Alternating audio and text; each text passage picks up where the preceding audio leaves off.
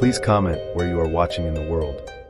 He was younger than me by just enough years for it to feel like a gap rather than a chasm. 21, maybe 22. Old enough to drive, to rent his own place, to talk about plans in a vague way, but still wrapped in the freshness of someone who had not yet been worn down by the repetition of years. There was a sweetness about him that had disarmed me during our chats. He responded quickly, punctuating his sentences with emojis that felt more like nervous laughter than performative charm. He asked about my day with genuine curiosity, never in the perfunctory way people use to get from greeting to arrangement. He said things like, "I'm just looking to meet someone chill, and not trying to waste anyone's time," and I believed him because he sounded like someone who didn't yet know how to lie well. When he asked to come over, I agreed. There was no long prelude, no dinner or drinks or elaborate seduction planned. It was straightforward, a meeting of two people who wanted something easy, casual, a little escape from the weight of everything else. My apartment was quiet that evening, the kind of quiet that makes the refrigerator hum sound louder than usual. I set out a couple of glasses of water, not wine, because he hadn't asked for anything more, and it felt like water was the right choice for someone so new to all this. When I opened the door, he stood there with his hands in his hoodie pocket, rocking slightly on his heels like a student waiting outside a classroom. His face lit up when he saw me, and it was a nervous light, like a candle fighting against a breeze. He stepped inside, glancing around with a curiosity that felt shy rather than invasive. He didn't sit down right away, but lingered near the kitchen as though unsure of the choreography. We began talking, lightly at first, small pieces of our lives offered like tokens. He told me about his classes, about working part-time at a coffee shop, about friends who still lived like they were in high school. His voice had that eager rhythm, too quick sometimes, but not unpleasant. I listened, smiling, sensing that what he wanted most in that moment was to be seen, to have someone nod along and confirm that yes, the details of his life mattered. When I leaned back against the counter, he stepped closer. The conversation thinned, not awkwardly, but in that way conversations do when another language starts to press at the edges, the language of proximity, of silence, of waiting. He moved between my knees where I sat on the counter, his body tentative but trying for confidence. His hand brushed mine, then my waist, and then his lips found mine. The kiss was warm, a little clumsy, the way first kisses often are when people haven't yet mapped each other's rhythms. He leaned into it with an intensity that surprised me, as though he had been holding his breath and finally found air. His hands trembled slightly where they rested on the counter beside me, not in fear but in concentration. I kissed him back, gently, not rushing. There was no need. And then it happened. At first, I wasn't entirely sure what was unfolding. His breath hitched, his body stiffened, and the kiss grew suddenly frantic, uncoordinated. He pressed closer, almost too close, and then his whole body shuddered with a finality that left no room for misinterpretation. He pulled back, face flushed, eyes darting away from mine as though trying to find an escape hatch in the air itself. His chest rose and fell with quick, uneven breaths, and in that silence, the realization settled in with a clarity that almost made me laugh. He had finished. Right there, in the middle of the kiss. The moment was surreal, and yet it wasn't funny in the way a story might later become when retold over drinks. It was too raw, too unguarded. He looked at me then, eyes wide with embarrassment so sharp it almost hurt to meet them.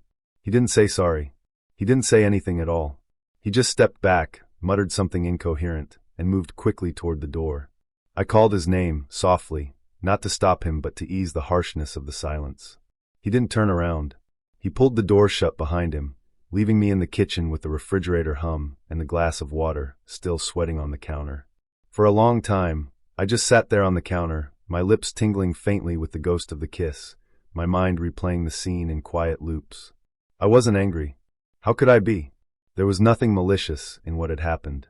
It was simply human, achingly human, the kind of awkwardness that can only come from being both too young and too eager.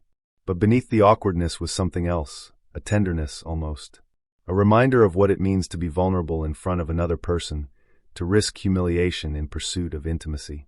I thought about him on his drive home, cheeks burning, replaying the moment in his own head, probably wishing he could rewind time and slow himself down, maybe cursing his body for betraying him. I imagined him walking into his apartment, dropping his hoodie on the floor, and sitting on the edge of his bed in silence, wondering if he'd ever recover from the shame. I hoped, for his sake, that he would. Everyone has a moment like that, maybe not the same, but similar. A moment where your body and your intentions refuse to align, where desire outruns capacity. The only difference is that most of us get to bury those moments in privacy. He had to live his in front of someone else. I never heard from him again. No texts, no apologies, no awkward jokes to smooth over the jagged edge of memory. His silence wasn't cruel, it was self-preservation. To reach out would mean confronting the moment head-on, and he wasn't ready for that. Maybe he never would be. And I didn't chase him, because some silences are kinder left unbroken. Over the weeks that followed, the story settled into my memory not as a humiliation, but as a strange sort of parable. It made me think about expectation, how often we construct elaborate ideas of what intimacy should look like, only for the reality to arrive uninvited and imperfect. It made me think about kindness, and how easy it is to laugh at someone's mistake when you forget how exposed we all are in those moments. And it made me think about youth, that fragile space where you're desperate to prove yourself yet constantly tripping over the evidence of how much you still have to learn. Sometimes, when I'm alone in the kitchen late at night, I still think about him, the boy with nervous emojis, who kissed me with too much urgency, who left without a goodbye. I wonder who he is now, whether he's learned to laugh about it, whether he's found someone who kissed him again after the silence, and helped him discover a rhythm his body could follow. I hope he has, because in his awkwardness, in his inability to stay, he gave me something too, a reminder that intimacy isn't a performance. It's messy, it's unpredictable, and sometimes it's over before it begins. That night, after he left, I poured the water down the sink and let the faucet run longer than necessary, as if I could wash the strangeness from the room. Fig, my cat, patted in and rubbed against my leg, indifferent to human rituals and mistakes.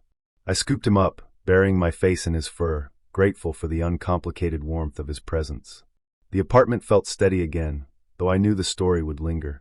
Not as tragedy, not as comedy, but as a quiet chapter in the endless book of how people find each other, and how often they don't. He arrived with the weather still on him, a cool dampness clinging to his jacket, as if the street hadn't decided whether to let him go. I opened the door because that's what people do when they have agreed to be visited, and he stepped past me with a nod that seemed practiced, a nod he'd given to hosts and receptionists and crossing guards all his life. He didn't ask about shoes or hangers or where to set his keys. He kept them in his palm like a small anchor. My cat, Fig, watched from the couch arm, tail curling and uncurling with the metronomic patience of someone who understands the house better than I do. The room carried the faint, friendly smell of laundry detergent and 2-day-old lilies. The lamp in the corner hummed with the effort of being gentle. I said hello again because the first hello had felt too small for the doorway. He said hello back, eyes sliding over me to take inventory of the space, of the window cracked an inch, of the glass of water already sweating on the coffee table, of the hallway narrow as a promise. There was a softness to his face that most people might call shy. It wasn't unkind. It just belonged to someone who had learned economy the hard way, economy of words, of time, of decisions. I found myself filling the air out of habit, the way you top off a glass when you aren't sure anyone else will. I mentioned the bus route that runs late, the neighbor who plays the trumpet very earnestly between 9 and 10, the heat that sticks in old pipes unless you coax it with patience. He laughed in the right place when I mentioned the trumpet, not so much amused as acknowledging that the sentence had asked to be laughed at. There was nothing threatening about him, not in the obvious sense. He was smaller than I expected, slighter, as if a good gust might shift him 2 inches to the left. He looked past me at Fig, then away, then back, the way people do when they do not know the rules for approaching animals or the humans who love them. We had agreed, in silhouettes and implication, on something easy and adult. I am not always good at easy. I am unfailingly good at adult. The chat had been impersonal by design, a location, a time, an assurance wrapped in casual punctuation. When I texted him the building code, he replied with a thumbs up, a tiny cartoon that felt less like consent than like permission to proceed to the next screen. I had opened the window because the apartment goes still when I am thinking too much about what will happen next, and a thin stripe of November air helps the rugs breathe. He stood inside the door a moment longer, like someone just off a train waiting for the platform to announce itself, and then he crossed to the middle of the room and stopped, as if he'd reached the red X on a map only he could see. There is a particular stillness that occurs when a script in your head falls out of your hands, and you decide, with a private exhale, that you are not going to lunge for it. He didn't lunge either. He did the opposite of that, which was to act as though everything necessary had already been said or thought, and that the remaining task was as simple as setting a bag down and picking another up. He did not reach for me. He did not even orient himself in my direction. There was something almost ceremonial in the way he kept his gaze soft and somewhere else, as if the presence of another person at the edge of his vision would complicate an equation he had come here to solve. The lamp clicked once, as if adjusting to the new weather. Fig made a sound faint as punctuation. I have been in rooms where people did not mean me harm, and still managed harm by failing to notice the shape of me. That is not the same as danger, but it lives in the same neighborhood. I felt it arrive the way you sense a neighbor's music through the wall. Not loud, but insistent, a reminder that you share a structure with other people's needs. When he began to touch himself, it was with the efficiency of someone following instructions off a page. No flourish, no performance, no attempt to loop me into the circle of intention. If this were a stage, he had placed me just off the light, so he could pretend the audience was an empty room. There are words for discomfort that sound like alarms, but this didn't feel like a siren or a shout. It felt like standing in a line you thought was for coffee, and realizing at the counter that everyone else ordered something you don't drink. There are choices available in long seconds that are not available in short ones. I could have spoken, and maybe I should have. I could have crossed the room and placed a hand on his arm and altered the axis of the moment. Instead, I watched myself perform a smaller choice. I stayed still and took an inventory, the habit of a person trained by polite rooms. The window, the door, the distance between us measured by the kind of steps that do not make rugs shift. The voices of my better friends saying, "You can stop this whenever you want," said without judgment, said like you hand someone a coat when the wind changes. He didn't look at me. He looked not at the ceiling, but at that blank space people choose when they are trying to occupy only one sense at a time. He breathed like someone finishing a chore. I will not pretend there was heroism in my silence, because there was not. There was a certain study in it, a scholar's interest in how people move when they believe they are alone. When it ended without drama. He pulled himself back into the assemblage of a person meant for walking through hallways and pressing elevator buttons and catching a door with his foot for the person behind him. He glanced toward me then, head tilted as if hearing an echo, and said thanks, in the tone people use when the cashier has put the receipt in the bag without asking. It was not cruel. It was not kind. It was an utterance that left no handhold. He did not look embarrassed. Embarrassment would have reached for me and asked to be carried together. He looked relieved, like a traveler upon finding the right platform, and then he left. The door made its familiar sound, that small rubbery kiss of steel meeting frame. The hallway breathed, the building's lungs pushing a sigh through vents and floorboards, and the silence that followed had a new weight to it, as if someone had set a book on an already full shelf. Fig jumped down from the couch and traversed the room in that careful gait cats adopt when they sense the ground may have changed in a way visible only to them. He sniffed the spot where the stranger had stood, then looked up at me with the unobtrusive skepticism of old friends. It was not judgment, it was inquiry. Cats do not worry about story, they worry about territory. I knelt and scratched the fur between his ears until his skepticism turned into the feline equivalent of a shrug. Never again. He was 46 years old, though the number clung to him the way a birth date clings to a document. Technically accurate, but not really descriptive of the person in front of me. If you'd asked me then, I might have said he was a boy preserved in amber, a creature who had been caught mid-laugh sometime around 1999 and never fully escaped. His hair was thinning but styled with the careful optimism of someone who still remembered when hair gel was currency. His jeans were a little too loose, his sneakers pristine enough to suggest they were bought not for running, but for appearances. He had that bounce in his step that people sometimes mistake for charm, but which often reveals itself to be restlessness, an inability to stand still in one's own company. Our first 3 dates had been benign, if not particularly memorable. Dinner at a casual Italian place where he insisted the calamari wasn't as good as in college. Drinks at a bar where he performed jokes with the easy volume of someone accustomed to being heard. A walk through the downtown area where he pointed out buildings he thought he remembered, though I doubted he had ever really looked at them before. He wasn't unkind, nor was he cruel.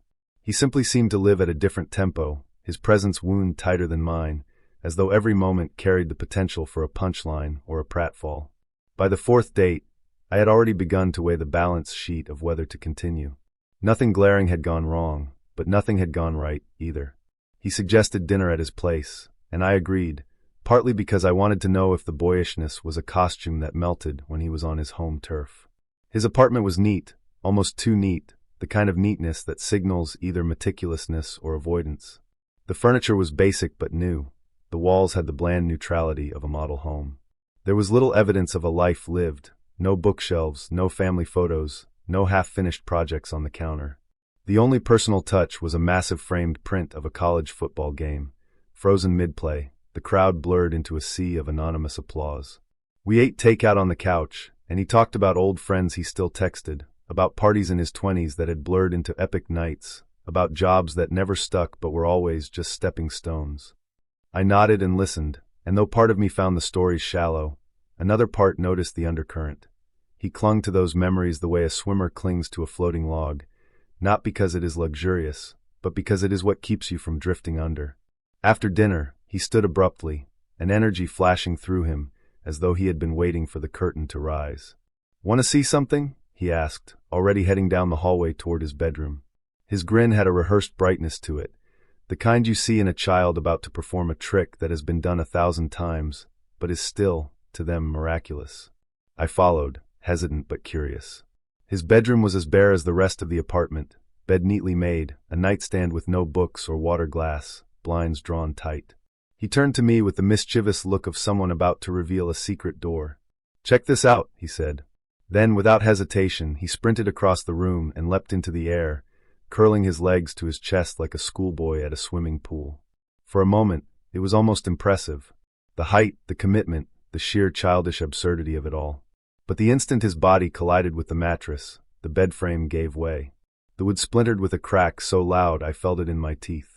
The mattress sagged into the crater of broken slats, swallowing him half whole. A puff of dust rose like smoke, and the headboard tipped forward until it rested against the wall with a resigned sigh. He lay there in the ruins of his own bed, grinning broadly, arms spread as if he had just landed a gymnast's routine. "Still got it," he announced, breathless but proud. He looked at me expectantly, as if applause was the next natural step in this performance. I stood in the doorway, unable to move. The scene was surreal, a grown man half submerged in the wreckage of his own furniture, smiling as though destruction was proof of vitality. The lamp flickered with the vibration of the impact. My first instinct was to laugh. It was absurd, undeniably absurd, but something in the moment kept me still. It wasn't just the broken bed, it was the way he seemed to revel in it, as if breaking things was his way of proving he was alive. "Are you okay?" I asked finally, my voice quieter than I expected. "Bed's old," he replied, brushing splinters from his shirt with casual nonchalance. "Been meaning to replace it anyway." But I had seen the bed before it broke. It hadn't looked old. It had looked functional, steady, sufficient. His words felt like an insult to the object itself, a rewriting of its story to absolve himself of the violence he'd done to it. He pulled himself upright, the mattress groaning under his weight. For a moment, I thought he might try to pull me onto the wreckage, to insist we salvage the evening atop the ruins. And indeed, he did gesture, patting the space beside him with an inviting grin. "We can still, you know." His tone was suggestive, conspiratorial, as if the broken bed was now a secret we shared, a private joke. But I heard something else. I heard the groan of the splintered wood, the sigh of the tilted headboard, the complaint of screws that had held as long as they could and had finally given up. It was as if the bed itself was protesting, warning me, refusing to be complicit in whatever came next. I shook my head and forced a polite smile. "I should probably get going," I said, citing an early morning that didn't exist. He tried to persuade me with another grin, with boyish insistence that it was no big deal, just a laugh, just a story. But my mind had already left the apartment, carrying with it the sound of breaking wood and the image of a man suspended midair, forever choosing impact over stillness. I left him standing in the ruins of his own performance, dust in his hair like confetti, waiting for an applause that would not come. In the hallway, the silence felt newly sacred. The elevator doors closed with a softness that felt like mercy.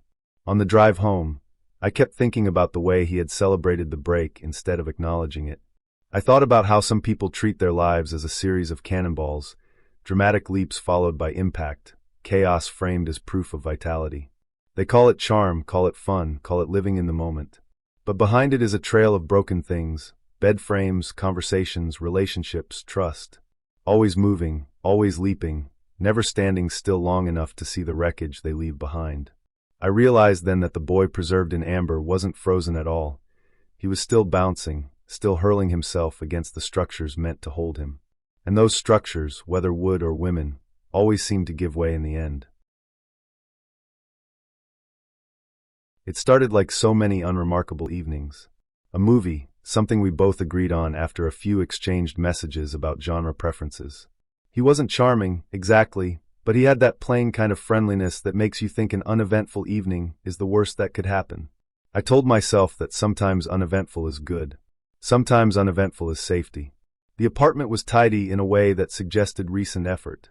Surfaces wiped down, coasters placed under glasses that didn't need them, a faint citrus cleaning smell lingering in the air. The lights were dimmed just enough to make the television the main event. He didn't sit too close, didn't make sudden moves, didn't reach for me the way some men do too quickly. For the first hour, I thought maybe this would become one of those forgettable stories I'd tell later with a shrug. Nice guy, nothing special, not my type. But after the credits rolled, the mood shifted. He didn't stand, didn't walk me to the door or ask if I wanted another drink. He just sat there, staring at the black screen as if waiting for something else to appear. I reached for my bag, a polite signal, and he finally spoke. "Let's watch another one," he said, his voice casual but firm, the way you might say it's time for dessert when no one asked for it. I laughed lightly, the practiced laugh women use to soften their refusals. "I should probably head out. Early morning." His head turned toward me slowly. "Stay," he said, not pleading, not joking. A statement. The room felt smaller then, though nothing had changed. I tried to keep my tone light. "Really, I should go. It was fun, though." Something in his expression didn't move. His eyes stayed locked on mine longer than necessary, and then he looked back at the television. "Another movie," he repeated. I excused myself to the bathroom, smiling as though it were the most natural request in the world. My hand shook only slightly as I turned the lock. Once inside, I pulled out my phone, my fingers moving with the efficiency of instinct. "Call me in 5 minutes. Emergency tone. I need to leave." The message went to my best friend. Then, because the unease was heavier than I wanted to admit, I dialed the police.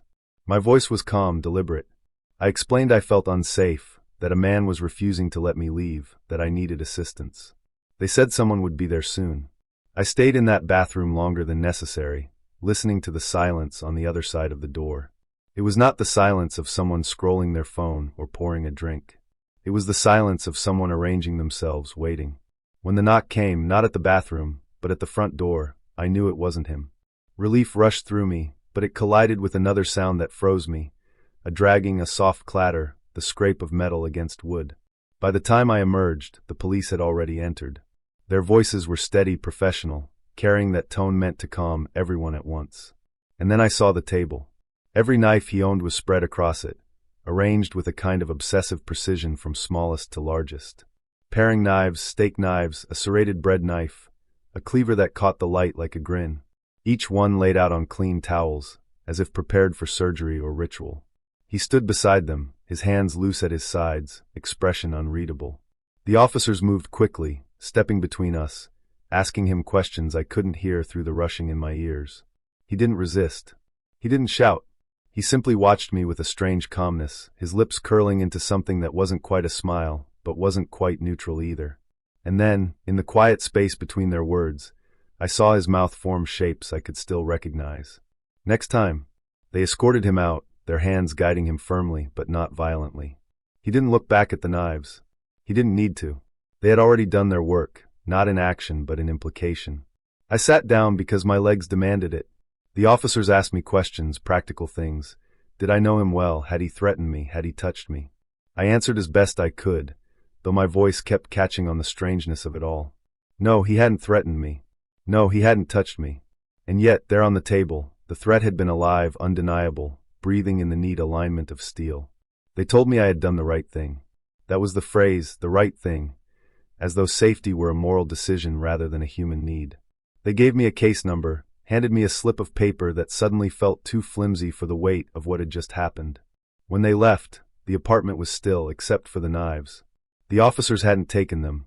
They weren't evidence of a crime, not technically. They were just kitchen tools, after all. Their arrangement might have been explained away by some eccentricity, some harmless ritual of cleaning. But I knew better. I could still feel the intention hanging in the air like smoke. I gathered my things quickly, my hands moving faster than my thoughts. My eyes kept darting back to the table, to the cold reflection of the ceiling light in each blade. It felt wrong to leave them there, exposed, as though they might rearrange themselves in my absence.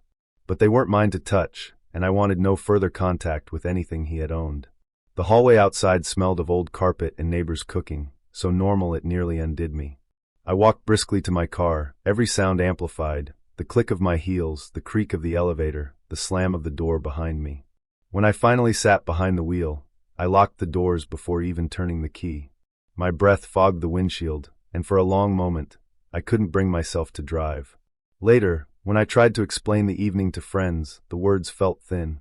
They laughed nervously, said it sounded like a scene from a bad thriller. I smiled along, but inside I knew it hadn't been cinematic. It had been quiet, calculated, deliberate. The knives hadn't been props. They had been a message. What unsettled me most wasn't the potential for violence, though that lingered like a shadow. It was the patience.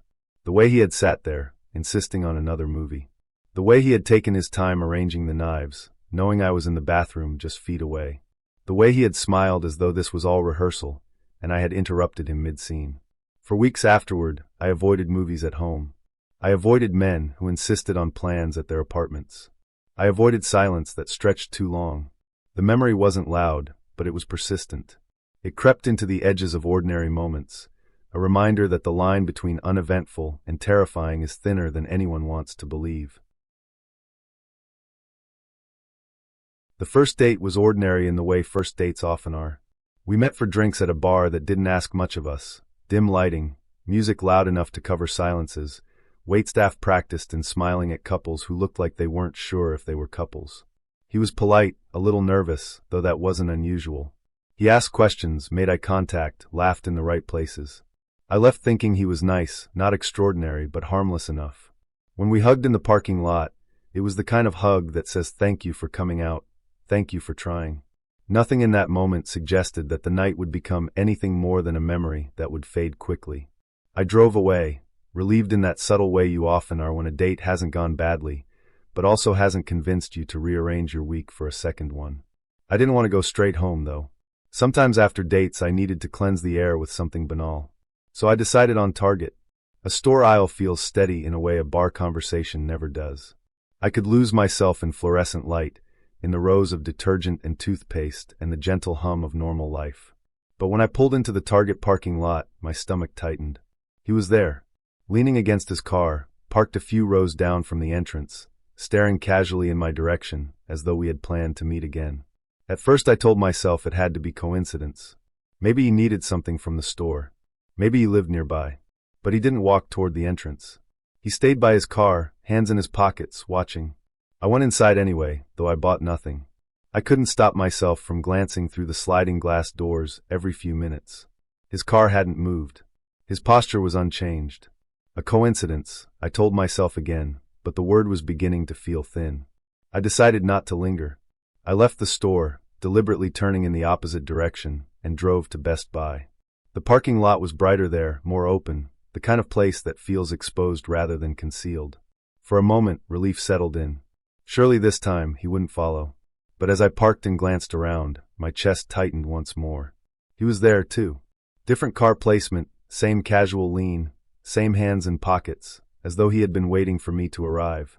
I tried to shake the panic rising in me, tried to tell myself that there could be reasons, improbable but possible, for this strange repetition. Maybe he really did have errands to run. Maybe the city was smaller than it seemed. But the logic was fraying now, and instinct was louder. I hurried inside, wandering among televisions that blasted scenes of oceans and cities collapsing in cinematic clarity. I pretended to study price tags, but my eyes kept darting toward the glass doors. He didn't enter the store. He didn't even pretend to shop. He simply stood outside, patient, present, waiting for the script to continue. My chest felt tight, not from fear exactly, but from the weight of being watched. It is one thing to be seen when you invite it. It is another to feel that your movements are being followed, not by accident, but by intent. I didn't stay long. I walked back to my car briskly, heart thudding, scanning the lot for other witnesses, other bodies that could anchor me. The relief I expected once the door closed around me didn't arrive. Instead, the silence of the car felt suffocating, as though he had stepped inside with me. I drove again, aimlessly this time, trying to decide whether to go home. Home felt too vulnerable. If he was following me, I didn't want him to know where I lived. Starbucks came to mind, not because I needed coffee, but because it promised light noise people. A public place where strangers could be my shield. I parked, walked inside, and ordered something sweet simply to have a name on a cup. The barista wrote it neatly, slid the cup down the counter. I hovered, waiting for the call. When I glanced out the glass doors, my body knew before my mind did. He was there again. Not close, not pressing against the door, but positioned in such a way that I couldn't ignore him. Leaning casually against the railing, as though his body had rehearsed this stance. When our eyes met through the glass, he raised his hand in a small, almost playful wave. It was such a casual gesture, one that might have seemed friendly under any other circumstance. But here, after the bar, after Target, after Best Buy, it was chilling in its normalcy. He wasn't hiding, wasn't pretending. He wanted me to see him, wanted me to know he was there, and he wanted to make it seem harmless. The wave was a performance of innocence, a mask stretched thin. I didn't wave back. I didn't even pick up my drink when my name was called. Instead, I walked to the bathroom, locked the door, and sat on the edge of the sink, trying to steady my breathing. My phone was in my hand before I'd fully decided what to do with it. I typed out a text to a friend. He's here. He followed me. Starbucks on 5th. If I don't text back in 10 minutes, call. I hovered over the send button, then pressed it with more force than necessary, as though the weight of my thumb could guarantee safety. The bathroom felt too small, too vulnerable, but I stayed until my body stopped shaking. When I finally emerged, the cup with my name had already been taken, perhaps by mistake, perhaps intentionally. I didn't care. I walked toward the side exit, not the front, slipping out into the alley that smelled of trash and wet cardboard. The street was darker there, but it was away from him, and that was all that mattered. I didn't go home that night. I drove to a friend's apartment instead, parking 3 blocks away, and checking the mirrors over and over for headlights that seemed too familiar. My friend opened the door in pajamas, eyes widening at the sight of me. I didn't explain everything right then. I just said I didn't want to be alone. She nodded, pulled me inside, and locked the door behind me. In the morning, I told her the whole story, and she said the words I hadn't been ready to admit to myself. That's stalking. I wanted to argue, to downplay, to tell myself that maybe it was coincidence, maybe it was a misunderstanding. But the memory of his wave at Starbucks silenced me. That small, casual flick of his hand had carried too much intent to ignore. I never saw him again after that night. He didn't text, didn't call, didn't try to reach out. It was as if his presence evaporated, leaving behind only the residue of dread. But the memory lingered. When I walked into stores, I found myself scanning the parking lot before entering. When I sat at a cafe, I positioned myself facing the door. Safety, I learned, is not only the absence of threat, it is the belief that your movements are your own. Once that belief is cracked, it takes a long time to mend. He called it a studio, though the word seemed to tremble in the air like a balloon about to deflate. When I arrived, he swung the door open with the enthusiasm of a man unveiling a secret. The hinges squeaked as though they disagreed. The space was a garage, unmistakably so, despite his attempts at reinvention. A concrete floor that still smelled faintly of oil, string lights sagging from thumbtacks like exhausted smiles, and a beanbag chair in the corner that looked as though someone had been swallowed by it long ago and never returned. "This is where the magic happens," he said, sweeping his arm theatrically, and I almost asked what kind of magic, but thought better of it. The air was cool, damp in the way enclosed spaces get when they're asked to be something they are not. He had lined one wall with posters, bands I half recognized, abstract art torn from magazines, a page of inspirational quotes that looked like it had been printed at work and cut out with office scissors. On a low shelf sat a small Bluetooth speaker, its blinking light valiantly filling the silence with lo-fi beats that seemed embarrassed to be there. He offered me a drink, and I accepted, hoping for something that would make the room feel less unfinished. He rummaged in a cooler tucked under the workbench and produced a can of seltzer, warm to the touch, the condensation long gone. "Ran out of ice," he explained with a grin. I smiled politely and sipped anyway, the carbonation sharp on my tongue, a reminder that not everything flat deserves patience.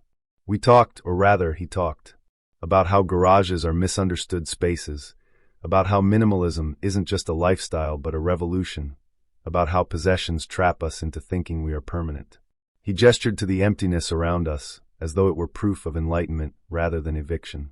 I nodded where appropriate, the way you do when you recognize that someone isn't really speaking to you, but to the version of themselves they like best.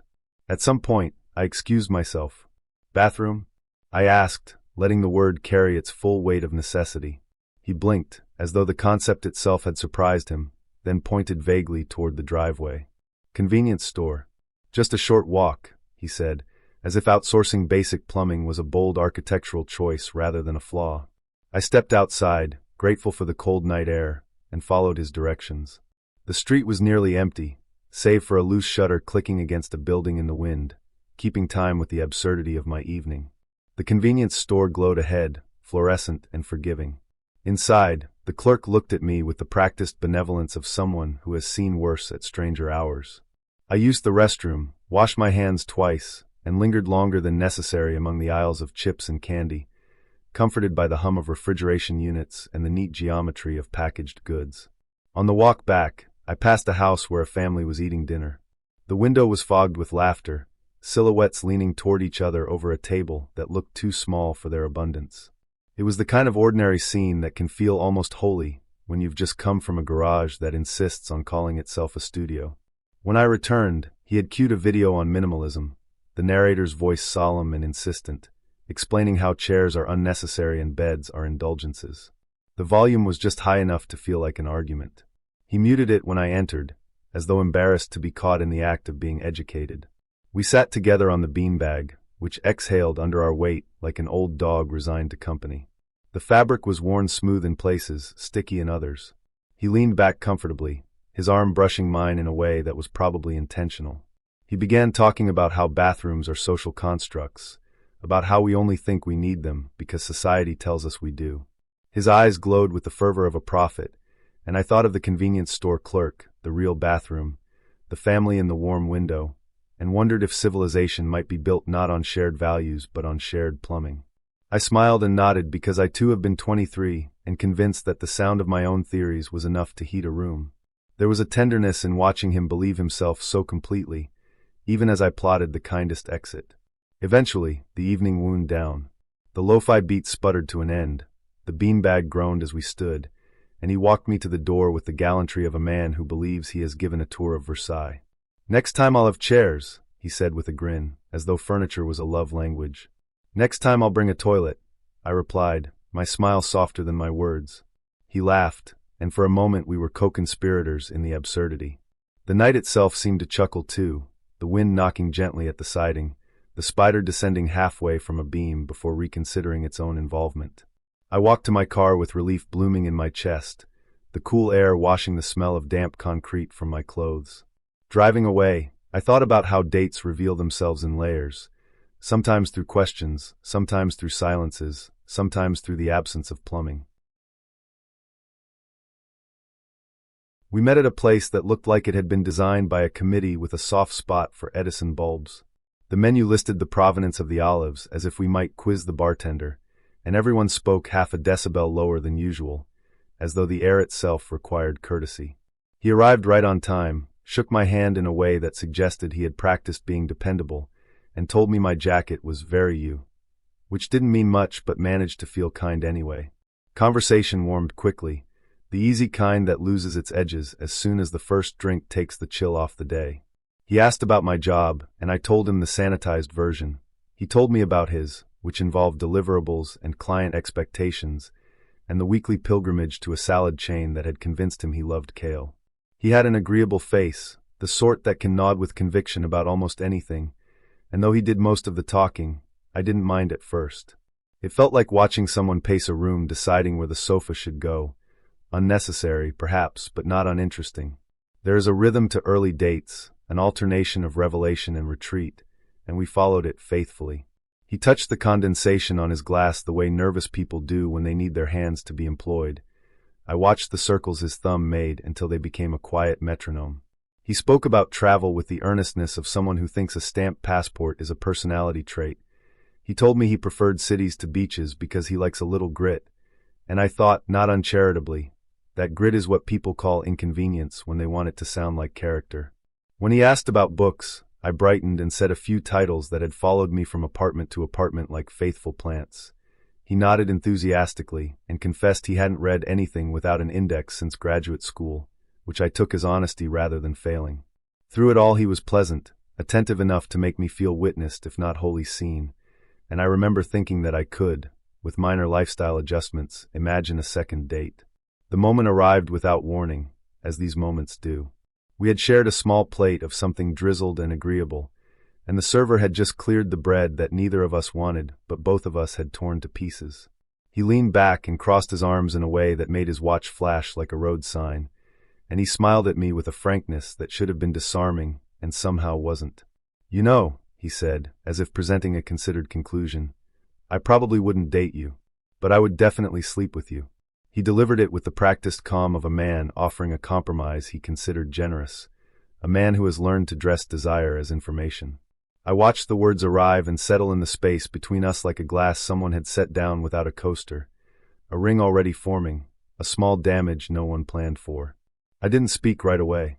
Silence is a tool we learn late, after too many times filling the air to make it easier for someone else to breathe. He mistook my quiet for confusion and tried again, clarifying as though I had asked him to sharpen his thesis. "I mean, you're great," he said, gesturing vaguely toward my face as if the features there might volunteer to be enumerated. "But I'm not looking for something serious, and you seem like you might be, you know." He didn't finish the sentence. He didn't have to. The sentence finished itself. A woman with a job and a spine and a habit of asking questions would, logically, complicate his calendar. He smiled again, encouraging, the way you might smile at a dog you are trying to coax away from a couch it isn't supposed to be on. He wasn't unkind. He was doing what many people do when they have learned to call their own boundaries, honesty, and everyone else's expectations. I could have laughed or rolled my eyes or asked him to consider, with me, the difference between desire and regard. Instead, I felt something steadier move into place, a series of small clicks inside my chest, like a jewelry clasp finding the right tooth. I told him thank you for the clarity, and I meant it in the way you mean thank you to the weather report when it tells you the storm won't pass. You don't love the news, but it lets you choose the right shoes. He looked relieved.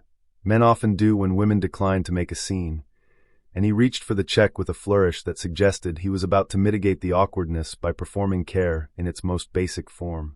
I put my hand on the little leather folder before he could, not to punish him, but because the math of paying felt simpler than the algebra of what would follow if I let him be gallant. I flagged the server and handed over my card, and he said, "You don't have to do that," and I said, "I know," which is a sentence that can do a lot of work if you let it. We walked out together because there was no other choreography available, and the street had that soft late-evening traffic that makes everything look slightly more important than it is. He hugged me lightly, the embrace of someone who had already set the memory down somewhere he wouldn't trip over it later. "You're great," he said again, and I nodded in the way women have practiced since adolescence. The nod that means I heard you, it does not mean I agree. He turned left, and I turned right, and the city absorbed us both without comment, which is one of the reasons I love cities. They take everything and ask for nothing in return.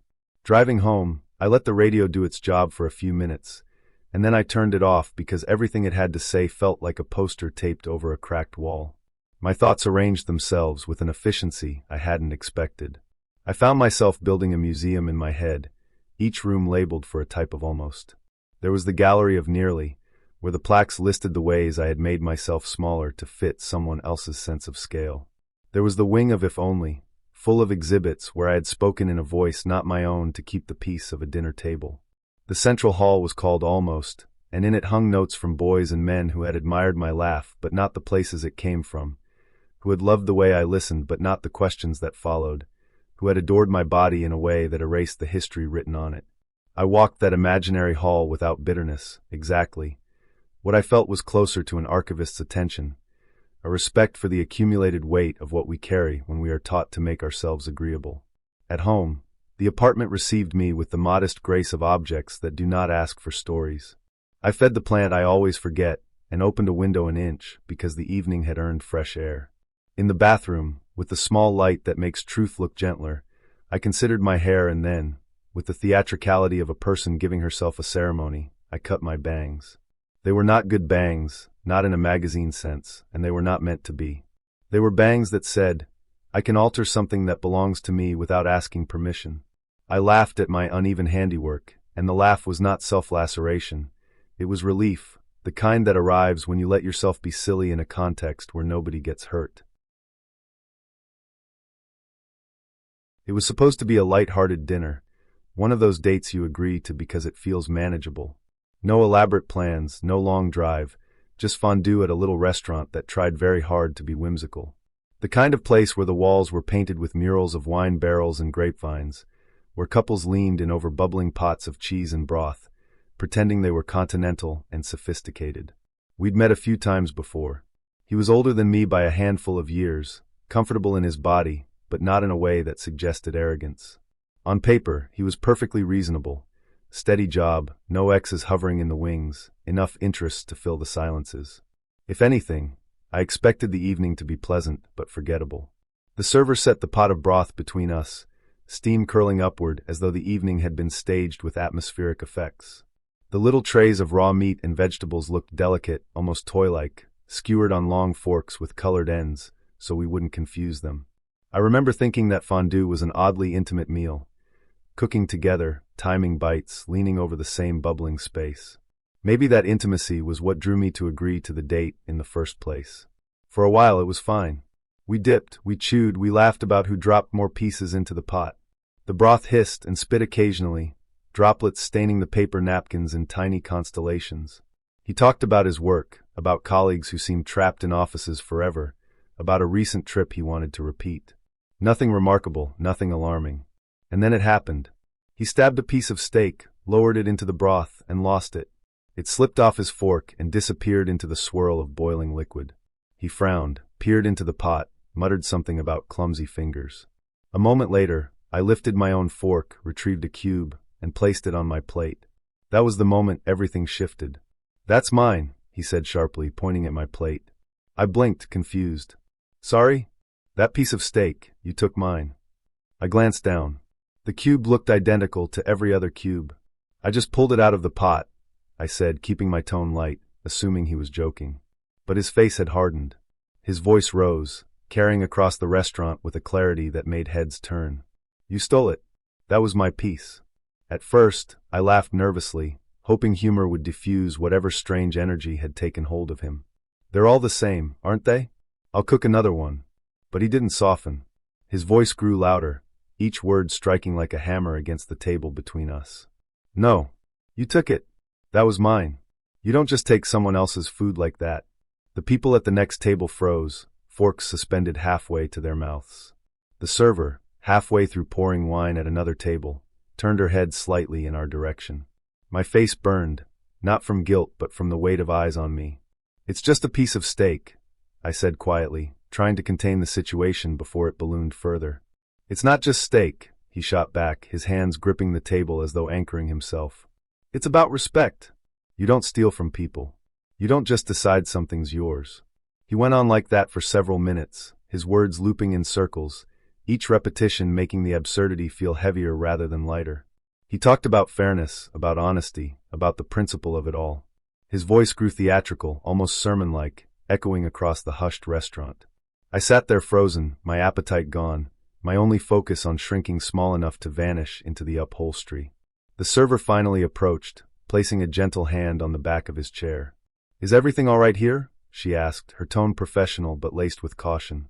"She stole my food," he announced, pointing at me as though I were on trial. "She thinks it's funny. But it's not. It's disrespectful." The server looked at me, then back at him, her expression unreadable. "Sir," she said evenly, "it's just fondue. If you'd like, I can bring another plate of steak." He huffed but didn't argue with her. She slipped away, leaving me trapped in the echo of his words. When the storm finally subsided into muttering, he leaned across the table, lowering his voice into something conspiratorial. "You know what you can do to make it up to me?" he said, eyes narrowing. I didn't respond. "Invite me back to your place. That would make us even." For a moment, the noise of the restaurant vanished. The bubbling of the pot, the murmur of other conversations, the clinking of glasses, all of it faded beneath the weight of his suggestion. He wasn't smiling. He wasn't joking. He was serious. I stared at him, my body rigid, every instinct screaming at me to end the night right there. I wanted to throw my napkin on the table and walk out, but some stubborn part of me refused to give him the satisfaction of watching me flee. Instead, I forced a neutral smile, the kind that hides more than it reveals. "I don't think that's going to happen," I said quietly. His face flickered, annoyance passing over it like a shadow. But he didn't press the point. He sat back, folding his arms, muttering something under his breath about ungrateful people. The server returned with the extra plate of steak, placing it between us with a careful politeness that carried more kindness than anything he'd offered me all night. I thanked her softly, and she gave me the briefest nod of acknowledgement, a flicker of solidarity in the dim light. I didn't eat another bite. I waited until he was distracted by the pot, then excused myself under the pretense of the restroom. Instead, I walked straight out the door, the night air rushing over me like a cleansing wave. I didn't look back. On the drive home, I replayed the evening over and over, incredulous at how quickly something so trivial had become a spectacle. A piece of steak, indistinguishable from the rest, had become the trigger for a display of control, for accusations and demands that revealed more about him than he could have hidden in a year of polite conversation. Later, when I told the story to friends, they laughed at first, because how could you not laugh at someone throwing a tantrum over a cube of meat? But as I retold it, the laughter faded. Beneath the absurdity, there was something darker. It wasn't about the steak. It was about ownership, about control, about turning the smallest accident into an excuse to assert power. I realized that the steak was just a stand-in, a symbol he could twist into justification. What he wanted wasn't food, it was compliance. He wanted me to yield, to apologize, to offer myself as restitution for a crime I hadn't committed. The hotel lobby smelled of lilies and furniture polish, the kind of olfactory blend that pretends elegance while hiding the fatigue of 100 check-ins. I was waiting near the fountain, a half-hearted trickle of water trying to be glamorous, when the manager approached with an expression of practiced warmth. She held out a bottle of champagne, label shining under the light, and pressed it into my hands as if passing on a torch. "Congratulations, Mr. Husband," she said brightly, the words sticking to me like confetti I hadn't asked for. I blinked, confused. "I think you." She didn't let me finish. "Your wife is exuberant," she added, lowering her voice in the way hotel staff do when they're trying to convey both indulgence and warning. Her smile never faltered, but her eyes hinted at relief, as though a burden had been momentarily shifted onto me. "Wife!" I followed the direction of her gaze and found the source. She was in the lobby planter, barefoot, crown of ivy on her head, announcing to anyone who paused long enough that love was taller than buildings. Her voice carried, not shrill but commanding, the way some people can convince you they are narrating life rather than merely commenting on it. A small crowd had gathered, tourists pausing with luggage, a child clapping uncertainly, an elderly couple smiling at each other with nostalgia that was either real or conveniently summoned. She saw me then, or rather, she decided I was the man she had already chosen in her story. Her arms lifted toward me like a child asking to be carried, her grin wide and insistent. The staff exhaled in visible relief, as if the scene had finally found its protagonist. I could have walked away. I could have insisted she was mistaken, that I was no husband, no participant in this public ceremony. But the momentum of the moment pressed against me, and I found myself stepping forward, playing along because the script was already being performed and the audience was clapping. I took her hand, cool, faintly dirt-streaked from her plantar throne, and guided her down. She giggled, a sound too large for the lobby, and leaned against me as though our bodies had been rehearsing this union for years. The elevator swallowed us with its mirrored walls, her ivy crown slipping slightly as she leaned against the panel of buttons. I pressed 9, though I had no room there, no reservation. It was simply the number my hand chose, perhaps because it seemed both high enough to be special and low enough to make escape plausible. The doors closed on the muffled applause of strangers and the scent of wet leaves clinging to her hair. The room, hers not mine, was softly lit, with the hum of an air conditioner that refused to be silenced. She curled on the bed immediately, shoes abandoned, dress wrinkled from her theatrical performance. The champagne bottle still sat warm in my hand, unopened, heavy with implication. She breathed evenly within minutes, asleep with the reckless innocence of someone who believes the world will tidy itself while she rests. I sat in the armchair, the upholstery rough against my palms, and watched her chest rise and fall. The pulse at the base of the lamp flickered rhythmically, steady as a vow, and I felt as though I had wandered into a marriage without paperwork, a ceremony conjured by willpower alone. I thought of leaving then, slipping out while she dreamed, letting the evening fold itself away as a bizarre anecdote. But I stayed, trapped less by obligation than by curiosity. Who was she when she wasn't playing bride in a hotel lobby? What story had she been telling herself that required me to enter it? And why, despite my better judgment, did I find myself leaning into the quiet theater of it all? At dawn, the room softened into gray. She stirred, sat up, blinked around as if she were waking in a borrowed skin. Her gaze landed on me in the armchair, and confusion chased away the remnants of her dream. "Did we?" she began, her voice cautious. "No," I said simply, shaking my head. The champagne still rested unopened on the table, the foil intact, as though to prove my point. Relief crossed her face, followed by embarrassment that flushed her cheeks. She laughed then, a laugh that held both apology and disbelief. I joined in, because sometimes the only way to step off a bridge that never should have been crossed is to laugh as though it was just a strange dream. We exchanged polite words, the kind of language strangers use to patch over holes. She didn't ask for my name, and I didn't offer it. When I left, the ivy crown remained on the nightstand, wilting quietly, its leaves curling inward as though trying to forget their role in the evening's farce. Later, when I thought about it, the eeriness wasn't in the champagne or the crown, or even in the way the hotel staff had addressed me as her husband. It was in the silence of the room as I sat in the armchair, holding a bottle meant for celebration, watching a stranger sleep as though I had promised to protect her.